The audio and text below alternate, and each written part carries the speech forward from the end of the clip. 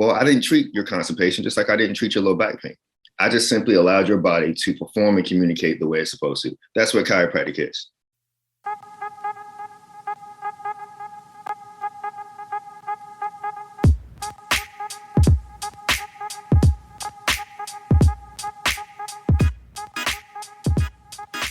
First off, I just want to, again, I want to say thank you for joining us, Dr. Godwin. Do you prefer Dr. Godwin? You know, it's whatever at this point. If I'm doing an interview, you can call me Dr. Godwin. You can call me Kenyon. That's my first name.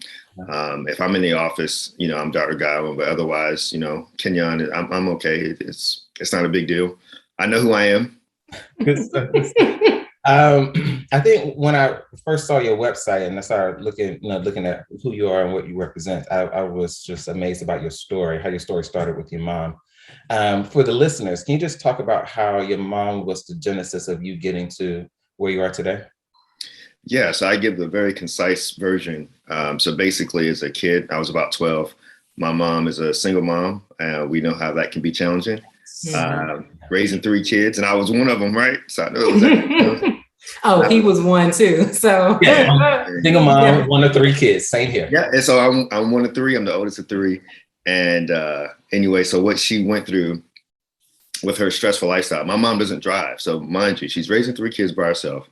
She's working a job in a chicken plant. It's low pay, less than $1,000 a month.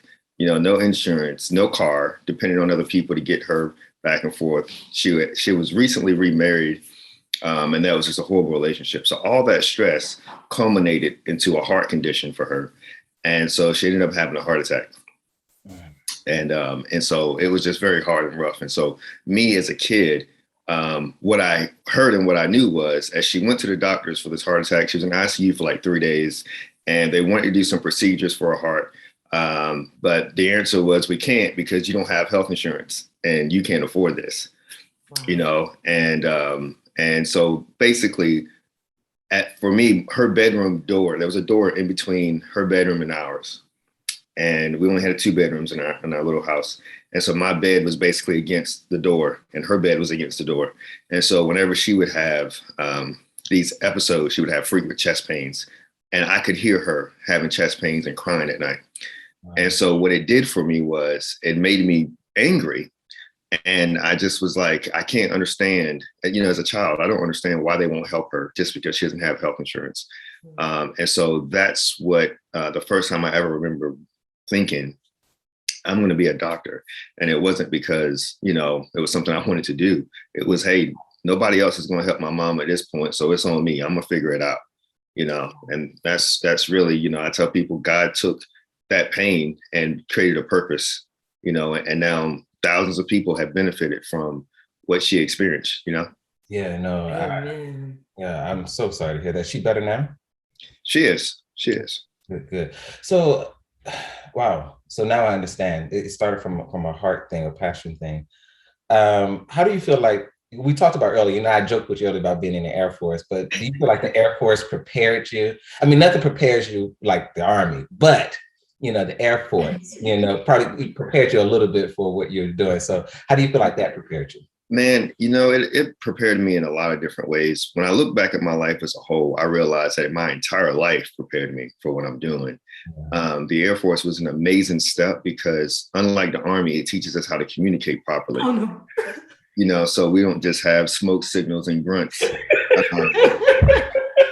We actually learn how to communicate.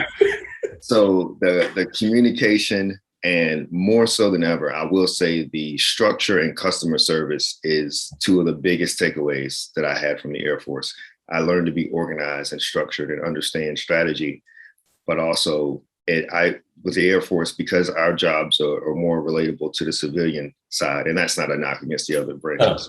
Yeah, we do have more civilian-like jobs that transfer easily. So you have to have that good professional customer service to function in that manner. And a lot of times I feel like in healthcare has really dropped the ball on customer service for a while. Yes. People go to offices, there's people at a desk with this glass door. It's so intimidating. And like, can I help you? And you go up there and you feel almost like you're checking in for jail. You're like, yeah, they told me to come down to county. Um, and they just give you a clipboard, they take your stuff and your ID, you go sit back down, and God forbid you're late or early, and just that whole interaction is cold to me. Yeah. And so if you come to our offices, it's different. We don't have any glass doors. We have a very open area for you to come, and we shake your hand when you walk in. We greet you, We want to make sure you feel welcome, because I looked at my office through the eyes of what it means to be a practice member. And I don't even call my people patients. I call them practice members. They are a member of this practice. Wow. And so we're very intentional on how we set up, the music we play, the things we do, and our terminology. We don't have a waiting room. We have a reception room. We receive you. And so those things have really helped me change the culture of our office and changing the culture of healthcare for every doctor I get to mentor and teach. Oh, that's awesome. That's awesome. I want to talk about something, because chiropractic care, while it's been here for a while, it's definitely still an audience, a group of people who have not experienced chiropractic care. Chiropractic care. I got you. I was unfamiliar until my wife had a car accident, and nothing helped, right? And so one person suggested this, and I was like, okay, well, what are they going to do? But she actually got like real relief, and she would go back week after week. And so it was from there that I was like, oh, okay, there's something else outside of just traditional medical care, traditional like physical therapy, occupational therapy, massage therapy. So I wanted you to just talk about what you actually do. Like on your website, you compared it to like apps on a phone. I thought that was like one of the best comparisons I'd seen before, because it really gave a breakdown of what you do and gave you a visual of to a way I can understand. So if someone never knew who you were, they didn't know what services you would provide, how would you explain it in a way so they knew it was something different than physical therapy or occupational therapy or something like that? That's great. I use the smartphone analogy with people that are younger because they understand that. If it's someone that's my age or someone that's in their 30s and up, I'll say, even if they're a little younger than me, then I actually try to explain it in a simpler way of thinking about an extension cord, right? So with an extension cord, we plug it into the wall, and as long as electricity works, right? And now you can have a television, a lamp, DVD player. Back in the day, it was like a Sega Genesis and a VCR. And you plug all those things into an extension cord. And now, voila, they work from that one source of power. We have different components, right? And so what came to me when I was in school, I was looking at the nervous system one day, and I realized, I was like, man, the spinal cord truly is an extension cord, right? It's neurologically and physiologically, that's what it's taught. It is actually an extension of the brain. So your brain controls your toes, but not directly. It does so by sending information and signals through your spinal cord. And then off of your spinal cord comes these things we call nerves that are like branches or wires. And then they connect to all the different various tissues. So in essence, the spine protects the spinal cord. The skull protects the brain. They communicate back and forth. It's just as important for your brain to receive information as it is for it to give it.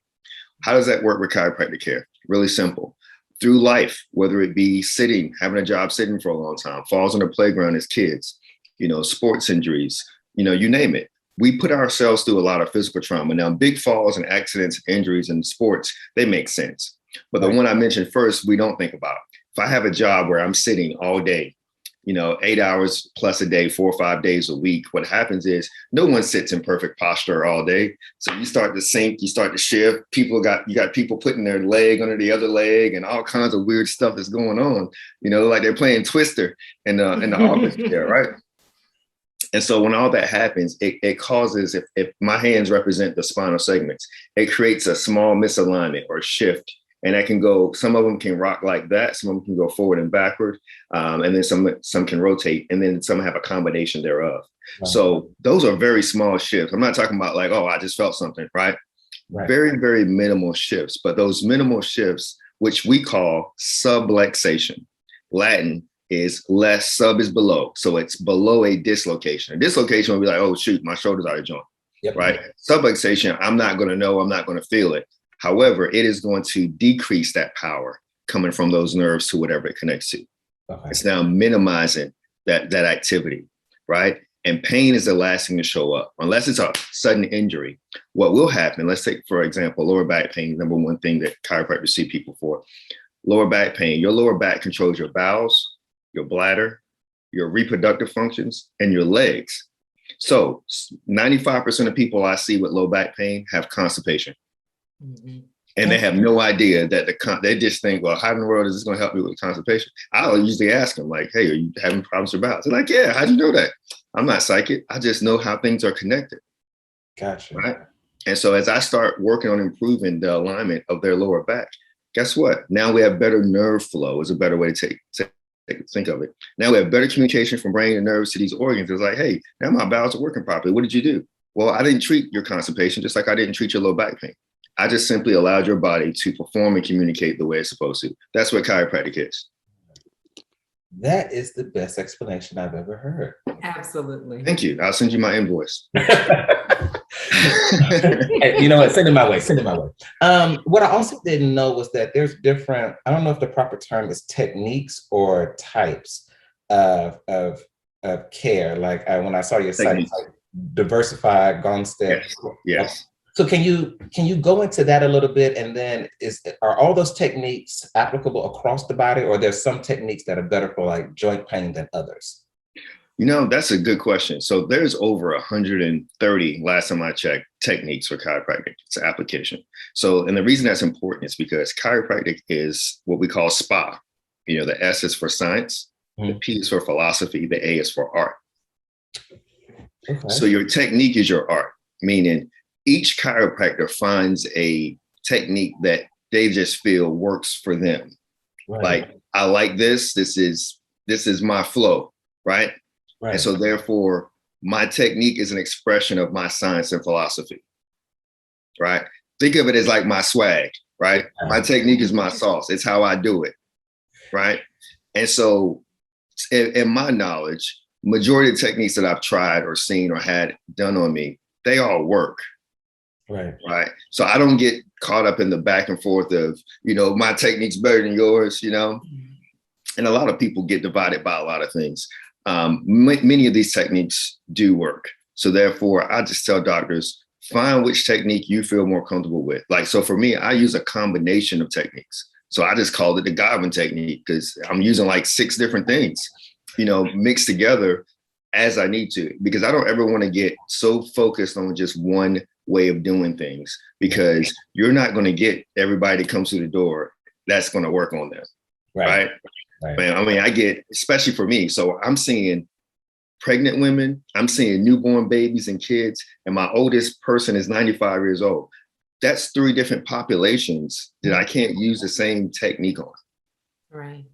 You know, such a. Can you? Yeah, because okay, so you know, babies and moms. That's my favorite. That's my favorite. So, in terms of pregnant women, what do you see them the most? Why do they come in the most? In what trimester? That's a great question. So recently, the DONA, which is the certification and regulation for doulas, they had their international conference, and I was actually honored to be one of the key speakers. Look at you. For that entire international conference. And I spoke to doulas. So I shared with them that the best time, and I've seen it all across the board. I've seen people before being pregnant when they're trying, and I've seen people their last week, you know, like I'm due tomorrow, right? Straight up, you know? And so the best time is actually prior to trying to get pregnant, right? And so now we're going to think about this. This is perfect flow of our conversation, because when you asked me what was chiropractic about, I told you that these small misalignments from sitting and all these things can create a shift that can create a weakness, right? Right. So I'm never going to claim to know what it's like to be pregnant, right? Please don't. Smart man. But I do have a wife and I have 3 daughters. Oh, congratulations. And I've been there for every birth. I've been there throughout the whole pregnancy, right? And so what I can tell you is the body changes quite a bit. And so if you imagine if I had you, and let's say you have a twin sister, one of you has, you know, let's say your sister, let's put it on your twin sister. Let's say your twin sister has had a rough life physically, right? She's had a sit job. She's been in 4 car accidents. Her driving skills are horrible, Catherine, right? So can we agree that when it comes to looking at you two, as far as spinal integrity, one of you is going to have a weaker spine Absolutely. Right? So your twin sister, let's call her Christy, right? You're Catherine, she's Christine or something, right? So your twin sister, if you have a sister named Christine, I'm sorry. This is not it's okay. She can have a busted lifestyle. It's fine. That's right. So let's say Christy had all these accidents. So now her spinal health is not going to be the same as yours, right? So now let's say you're the exact same size, all that stuff. However, when women get pregnant, what area of their body grows the most? Their uterus. Well, on the outside. Oh, there's so. Yeah. Okay. It's like this went left really quickly. Yeah. We just gonna edit that part out. I got you. So their abdomen grows the most. The baby's inside and it just enlarges, right? So when a woman's abdomen grows, backtrack. When any person's abdomen grows, male or female, whether it's due to a baby or due to too many beers or due to a bad diet, it doesn't matter. When your abdomen grows, it pulls forward. It shifts your body weight, your center of gravity. When that happens, your lower back gets tight, right? It puts pressure on your lower back. Why? Because if your lower back doesn't tighten, you fall forward. Right. It's just physics. Right. Why is that important? So a woman's body will grow 9 months. She'll expand and grow in the front. Your twin sister, hypothetical, made up twin sister. If your twin sister had all those injuries and her spine is weaker than yours, then as her abdomen grows and puts pressure and compression on her spine, she's going to have way more dysfunction than you will. Right. Because she's already had prior existing injuries and weaknesses. So that's why I like to start with someone before they get pregnant, because, we can help correct some things to make it stronger so that you have a really good and smooth process. Now, I always say the best time is now, whenever you are, wherever you are, right? Ideally, if I can get you as you're starting or early on, that's great. I had a young lady come in the other day. She was like 9 days, right? Wow. Fresh and new. And I've taken care of her since she was a teenager. It was the first time I saw her. She was in a car accident with her mother and she remembered. And so then she showed back up to the office on Thursday, right? So the best time is now. However, the better time is before you get started so we can get things stable, because pregnancy is unique. You have the pelvis, right? And it does grow and your baby is going to eventually sit head down inside of there. So I call it the passage, right? So it becomes the passage. The baby is the passenger, or babies for some people can be passengers. Right. So at the end of the day, we need the passage to maintain its proper form and shape so the passenger can exit like a slide at the playground with no problem. Right. But your history, your medical and life history can compromise the passage, which then makes it harder for the passenger. And that's how we lead to more C-sections and issues of that nature. Absolutely. Oh my gosh. So this is so beautiful, right? Because I feel like a lot of times people consider, OBGYNs as part of the team. And sometimes doulas, if they're knowledgeable about doulas. And then now physical therapists are getting in there with pelvic health. But very rarely do you have a woman who has a chiropractor on her birthing team. And there's such a huge place for it. I think that's beautiful. Absolutely. And it can prevent so much dysfunction. I mean, I get moms everywhere along the continuum, like you said, but ideally, if we can get them between babies or right before they have their first baby, then they'll even have more education going into the second. Right. And I share the education, doctor means teacher. So for me, I love to share and teach. And so I help them. I'll give them a copy of the birth plan we used for our last daughter, because I want them to be knowledgeable. Like, it's like if you'll go to a fast food restaurant and you'll be picky about what you want on your burger, but then you'll go into a hospital to have a life-changing event that you can only do one time. You get one shot at this. Yes. Right? And you're too shy to speak up and say, you don't want this. I'm like, no, when we had our last baby, I probably came off as a jerk, and that's okay. Right. We got the birth experience we wanted. I walked in that bad boy. I'm handing out birth plans like, oh, you get a birth plan. Yes. Yes. Like, this is what we're doing. All right, huddle up, everybody. This is what we're going to do for us. As for me and my house, this is how it's going to work. Right. And they're looking like, who are you? And I'm like, I'm the person paying for this. That's right. Since I'm paying, this is how we're going to do this. We're not going to do it the way you want to do it because you didn't pay for it. And I'm knowledgeable enough to know that we can do it the way I want to do it. So let's make it happen. God bless you. Thank you. Right? So it is very important. I can say I'm super proud of the doulas and the midwives here in the DFW. They are doing a phenomenal job with creating birth teams where chiropractors are almost always included, and even working with the medical OBGYN. So I've been a part of many birth teams at this point, and I see the growth and I see the difference in the mindset and paradigm shift. So I'm excited that that's going to continue to spread all over the world. Amen. That's right. Yeah. Wow. So, so another thing I saw when I was just researching you, that it's been 11 years. You know, most companies don't make it past the first year, and let alone an even smaller percentage made it past the 5-year mark. What's the secret for you? I know you're big on discipline. So, but what's the secret? Man, if I tell you the secret, we got to turn this off. Military, you don't tell your secrets. It's called intelligence for a reason. No, I have a few. Believe it or not, it's not a lot. It's just a few secrets. And my number one secret is God. It's my faith, man. Yes. There's no way in the world I could sit here ever and take credit for anything that I've accomplished. I mean, I share with you where I came from. You know, I come from a very humble beginnings. So I didn't grow up in a house full of entrepreneurs or doctors. I didn't have that in my family. So, you know, I always look at myself as a miracle on a daily basis. And so God is absolutely the reason that I make it every day. And when I open the door every day, when I walk into either of my offices, I have two, but when I walk in the door, I make sure I stop and pray and thank God for that day. I can't get stressed about how many years I'm going to be in practice or think about that. My thing has always been, thank you for this day and for this opportunity to be here. And I'm going to continue to do that. Next to that, it's the principles and the mindset that I have.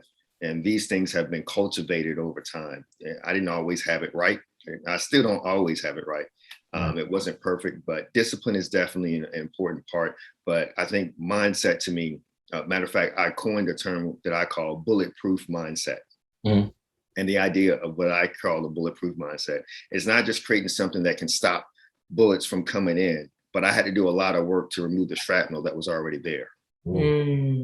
Right. So we grow up and we're experiencing traumas. We're experiencing negative beliefs and limiting beliefs from other people, you know, our culture, our society, our family, our teachers, our own experience and failures.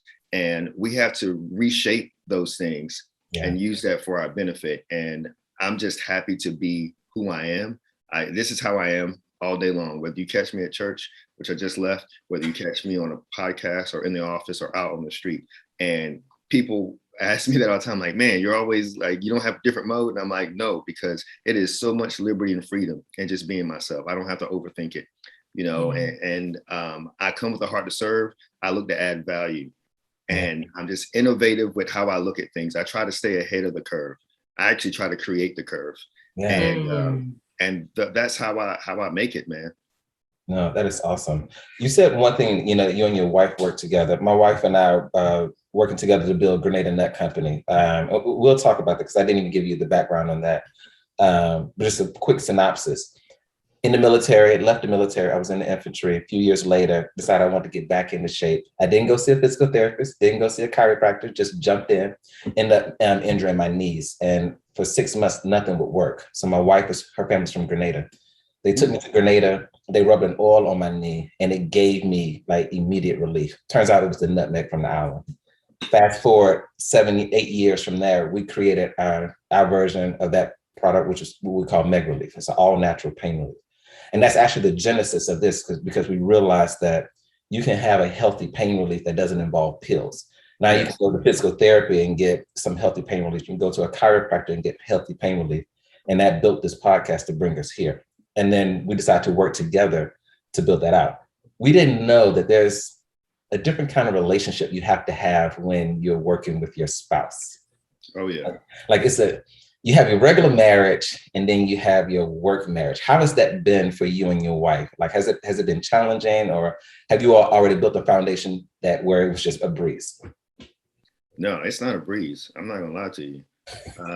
It has its moments. We're pretty good, you know, now, but we had, we kind of had a cheat code, whereas we worked together in the Air Force together.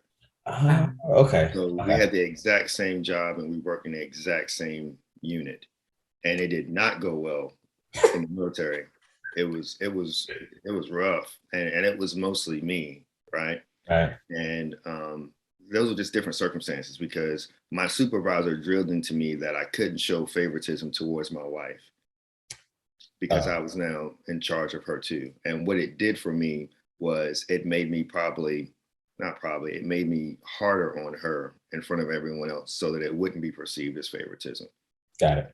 And it just didn't, it wasn't the best environment for us.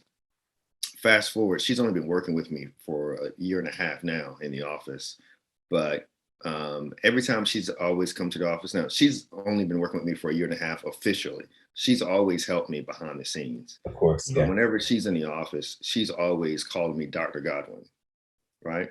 Okay. And my wife's real low key and chill. So most times she doesn't even tell people she's my wife.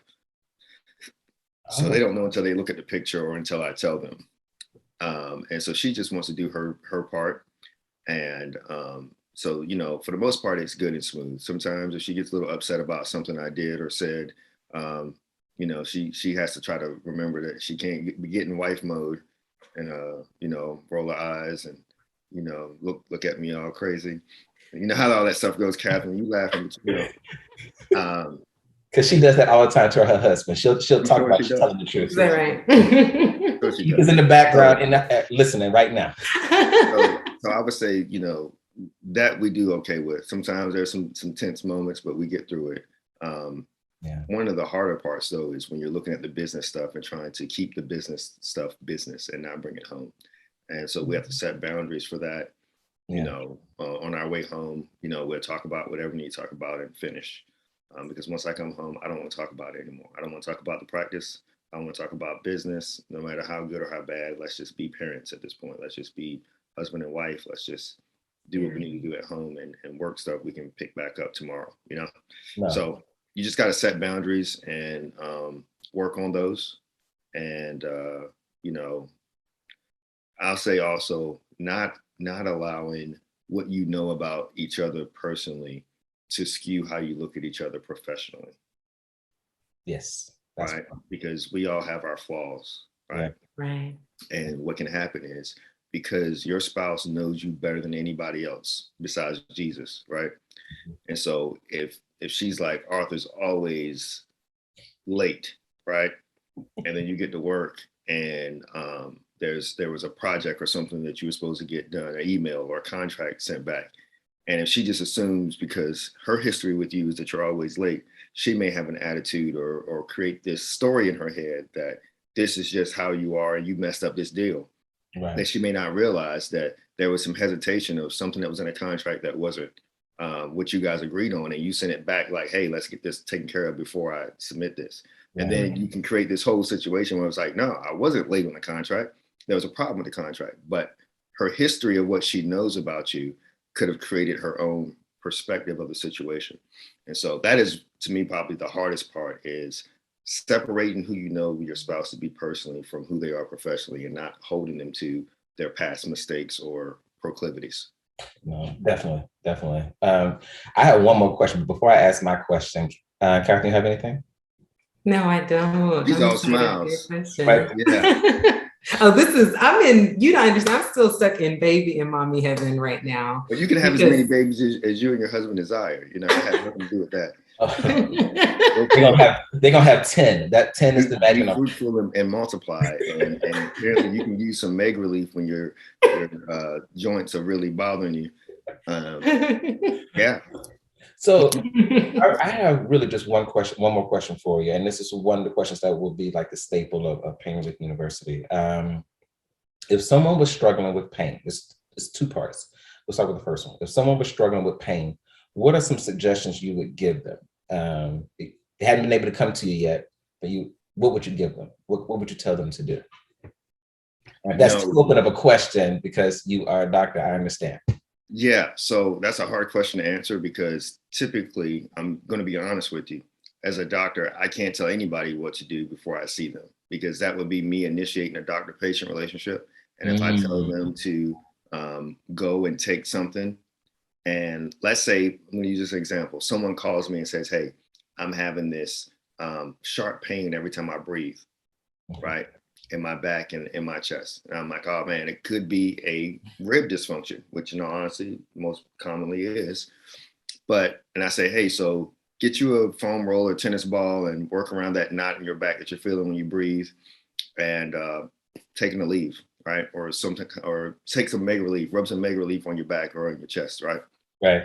And they do that, and then they go home and have a heart attack. Well, now that's my responsibility because I told them what to do without knowing enough about them and having questions. So I don't tell anybody what to do. I just tell them to get to the office as soon as possible so that I can really understand, because people don't tell you the truth and they don't tell you the whole story. Yeah. Right. That's what I just found. I'm not gonna say they don't tell you the truth, because I don't want to make it like they're lying. But oftentimes people give you bits and pieces, and usually they forget. I've literally had people forgot they've been shot. Oh, yeah, but I'm so for real. I've had people forget some major stuff that you like, I would never forget that. I took an X-ray and I'm like, so let's stop for a second. Wait. So you've never had any trauma to your back. You didn't get stabbed with a really big ink pen. You didn't have surgery, get shot by a Glock 3, and they're like, oh yeah, I did get shot. Yeah, I got a bullet that's lodged in my spine. You're right. And I'm like, yeah, you gotta say something, bro. You can't just act like that didn't happen. But people truly do forget about their life as a whole. Remember, in the beginning, when I told you about chiropractic, I told you that it's an accumulation of just things that happen throughout life. And some people truly do forget. I've had a man break his neck when he was 6 years old, and he didn't tell me because he forgot. He didn't think about it. Now, partially, he didn't know he broke his neck. He knew something was really wrong. He never told his parents because he didn't want to be in trouble. But when I looked at his x-ray, his neck had a old fracture in it, right? So that's what I'm saying. So knowing from that perspective, if someone's asking me about what to do with their pain, I'm like, I got to get more information, because if I'm going to put my license on the line to be responsible for what I tell you, then I want to know more about it. Now, hypothetically, in general, if someone just asking me like, hey, that I know, or I've seen them already and they're just still having some discomfort, I can frame it in that way. And then, we go by the standards of, if it's within 3 days, you can use ice. If it's past 3 days, you can use heat. There's all types of analgesics out there. I'm not a big fan of medication unless warranted, unless you really, really need it. There's a place for medicine, but it just usually shouldn't be first place, right? So I try to understand the cause of why a person is. That's my question. Most doctors look at, what do you have so I can give you something? I look at, why are you like this, so we can figure out how to correct it. Because the answer to the what is in the why. But if we never know why, then if it's because Catherine sits on her right foot all day, then it doesn't matter what I give her or what I tell her to do. She's going to continue to have this issue until we figure out why. Gotcha. No, actually, that makes a total sense. So I guess let me reframe it this way then. What are some things people can do that would promote a healthy spine to help prevent them from having the lower back pains so it can lessen the chance of that ever being an issue? Awesome. Now that's a great question that I can answer. So doctor means teacher. So these are the things I commonly teach my practice members. Number one is how we sit. And you can't see me, but I always say sit by pushing your butt back as far as you can. Oh, let me do that now. So start by putting your butt back first, right? So Catherine, just act like you in the club, okay? don't look over your shoulder though. Don't look back. Just sit back, okay? I said sit, not look. So sit back as far as you can, and then straighten your body up. And so now you're sitting in proper alignment, versus what most people would do is most people sit and then they try to straighten themselves up and they feel like they're sitting up straight, but what they're doing is they're sitting on their tailbone, and that's creating some problems. So sitting is very important, especially if you do it a lot. Number two would be sleeping. A lot of people still like to sleep on their stomach, and that is horrible for your spine. Gotcha. Unless you're a little kid, it's horrible for your spine. So sleeping on your side, that keeps your spine still in alignment and supported, or sleeping on your back is ideal. Okay. So sitting, sleeping, twisting is a big one. You know, I take care of a lot of Amazon and UPS workers, and they're in jobs where they're lifting heavy boxes and they're doing this, right? And I'm like, you don't want to do that, you know, especially with weight. So you want to actually move your feet, you know, when you turn. You want to use your whole body to move. And then the last one would be lifting techniques, is one that we see a lot. People have this myth that they are lifting correctly because they're bending their knees. Because, you know, that was a big push for ergonomics at one time, was lift with your knees bent. Yeah, so you can bend your knees and still lift them properly. Okay. And so I'm like, that was just horrible. Let's just fix that. Let's just show you the proper way to lift.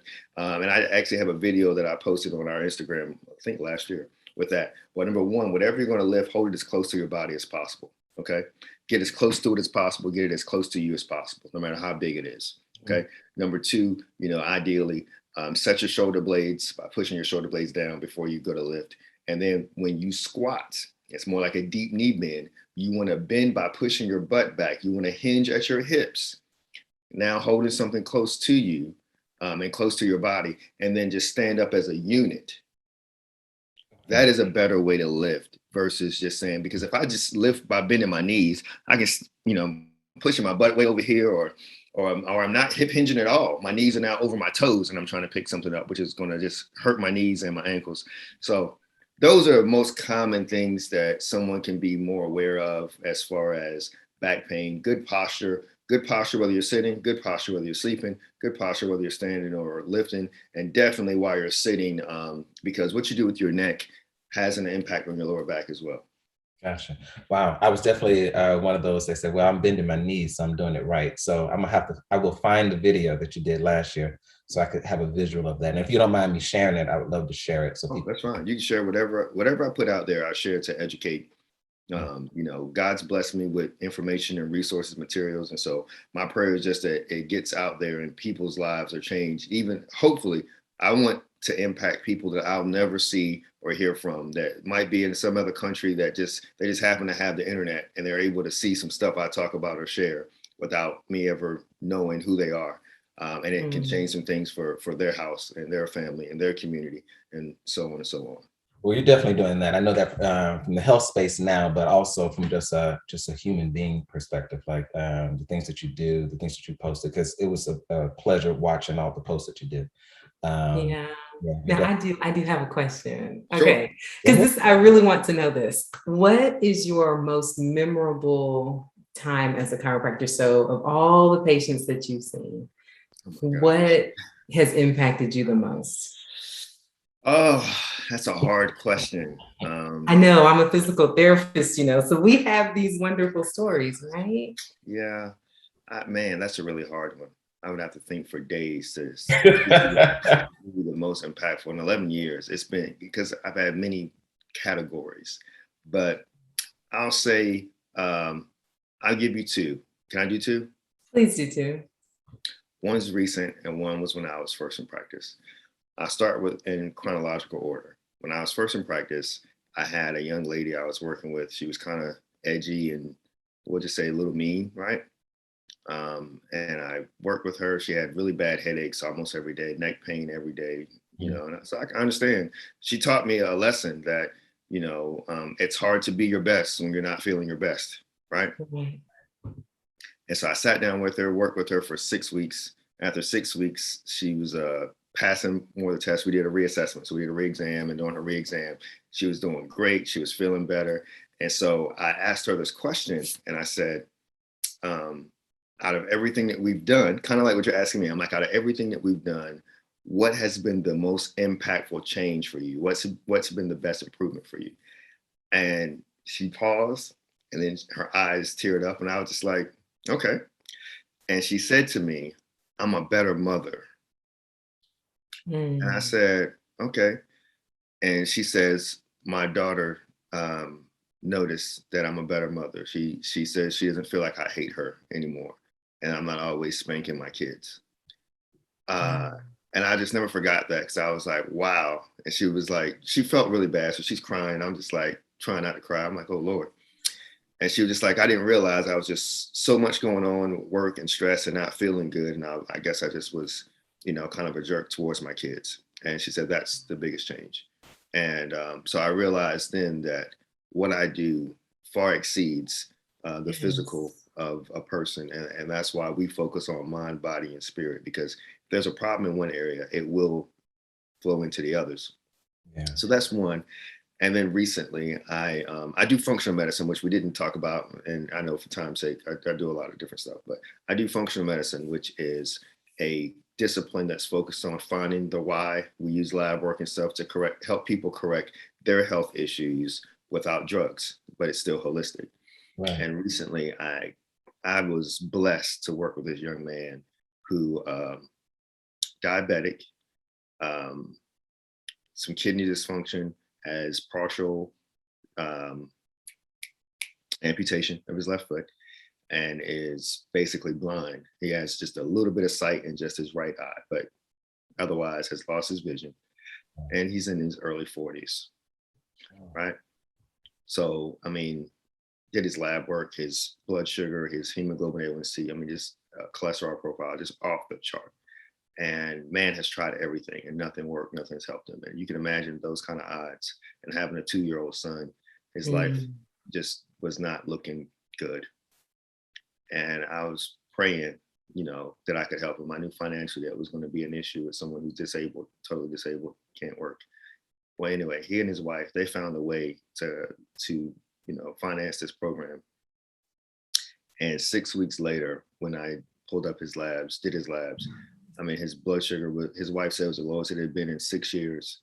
Wow. He actually had to stop taking his diabetic medication. I didn't take him off. He just had to stop with his doctor. Wow. His sugar was 150, between 150 and 250 when I started with him. It's been like 80 ever since. And Wow. just seeing his cholesterol, his LDL go from 470 something to a healthy 110. I mean, it's amazing. And all that happened in 6 weeks. Wow. 6 weeks Wow. of walking him through a process. So I didn't do it. I've never met him personally. All of my communication with him has been via Zoom or via phone call because he can't see. So if she can't set up a Zoom call, we just do a phone call. I drop ship his supplements to him and I send him out for lab work, and we have phone calls. And I taught him how to live better, how to exercise better. Yes. And so his whole life has changed, and that I would never forget that, Yes, we will never forget that. I've never seen LDLs in the 400s. And AT, I think we have to bring him back to talk about functional medicine. Yes, that would be the next thing. We definitely have to bring you back. That really was my last question, but just how you talk about the people you care for. I mean, how does it feel knowing that they come to you for a medical issue, but they leave you with a better life as a better person? Like that's not something that everybody get to do every day. They don't get to live their life in such a fashion that by their acts of service, they're not only holistically helping that person, but the people that they touch. Like, how does that make you feel? Like, what is that experience like? It's gratifying. I say daily that this is why I'm here. I tell my team when I have these stories and these cases, I'm like, this is why I'm here. It doesn't matter how I feel about my life. You asked me earlier, how do I do the things I do and stay disciplined or focused? And it's really easy because I know what my purpose is. And since I know what my purpose is, I can't allow my life or someone on my team or the weather or whatever stop me from adding value to someone else. Yeah. And so when I'm in my zone, I'm in the office, I got stuff that goes on too. I have 3 kids and a wife. We have all kinds of stuff going on. But when I'm there, I know why I'm there, right? Because the thing is, when I was 12, my mom didn't have somebody like me. Yeah. But I know how her condition impacted our household. And so I don't take it for granted that when I'm working with a person, whether it's a knee problem or it's diabetes, that it's having an impact on everything and everyone around them. Yeah. And if they're in front of me, just like you two are in front of me, I know without a doubt, you're in front of me for a reason today. And I'm going to do all I can to make sure I answer or fulfill whatever that purpose and that reason is. And that's just how I look at it. Wow. I don't think we can end it any better than that. Dr. Godwin. Thank you. Thank you for your commitment. Thank you for your service, obviously. And then your commitment to serving others. I wish you were on the East Coast. I'm in the DMV area. I think that's where you're from. That's where I'm from originally. Yep. My wife is from Maryland. And so we relocated there. We used to live in Texas, in San Antonio. Where do you live now? What city? Germantown, Maryland, in Montgomery County. Okay. All right. So you're familiar with Ocean City, right? Oh, yes. So I'm from 30 minutes south of Ocean City. Is where I was born and raised. Yeah. Okay. Yeah. I know. Yeah. My sister-in-law lives in Ocean City. Okay. Yeah. Yes, I know where you are. And Catherine's down in Georgia. I'm from Alabama, but I spend a lot of time in Georgia. Okay. Yeah. Well, yeah. Well, however I can help, I always tell people I'm a resource. So even finding someone similar to me, wherever you are, I do my best to do that. Obviously, there's nobody just like me, but just like there's nobody just like you. Yeah. And I would love to hear more about, your MegRelief and what's in Grenada and just learning more about you guys from a relationship standpoint. I also have you probably saw, so I have a consulting business for Christian entrepreneurs called Dreams Consulting. And so the things I've learned and that I utilize and put in practice to be successful are the same things I try to share with other people, because we need more like-minded people and people that care about others and that have a purpose to actually fulfill it. That is, personally for me, I feel like that's the reason why there's so much suffering in the world. That's what made me start that business, because I feel like if more of us were fulfilling our purpose, there'd be less suffering. There'd be less selfishness and hatred and all this free time that people are using to do evil. If they were fulfilling their purpose, it wouldn't be a problem. I 100% agree. I wish there was more transparency in the journey of an entrepreneur. That's why, the things that you posted resonated with me so much, because it wasn't like a lot of showmanship. I mean, clearly you're charismatic, but it was a genuine, hey, this is how I've lived my life. These are the things that I abide by.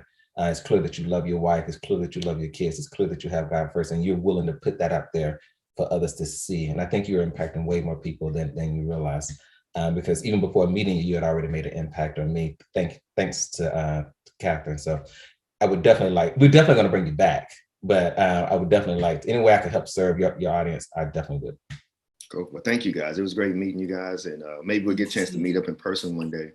Oh, definitely. Yes, we would love that. Yeah. For joint relief, choose MegRelief.